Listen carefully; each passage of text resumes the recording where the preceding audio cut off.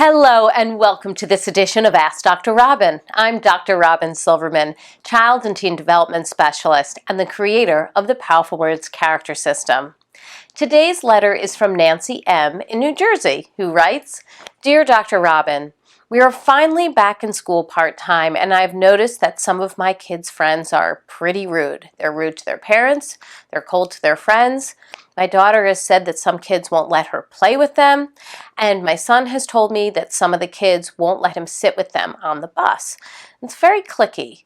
I worry about this. How can I teach respect when they aren't seeing respect? Well, thank you, Nancy. I get it. We seem to be seeing more selfishness and less kindness and respect in recent years, with more media that glorifies negative interactions, an increase in anonymous and callous communication online, and additional pressure to achieve academic success over being a kind person.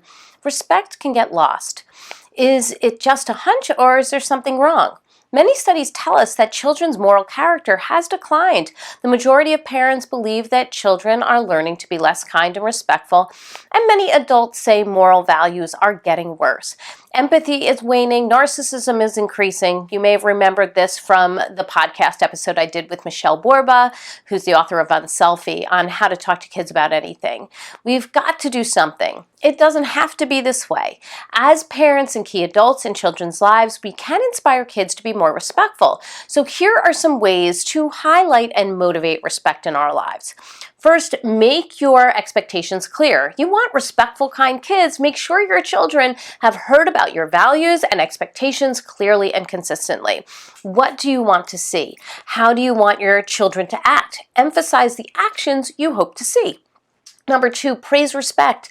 We often get into the mindset of praising grades over moral judgment and respect. Be sure to praise both parts of the report card, not just those academic achievements, but the moral development. When you see unprompted respect in action, be sure to take a moment to recognize it. 3, don't excuse disrespect. When we say things like boys will be boys or girls are just into drama, we excuse the disrespect between kids that can be hurtful and rude.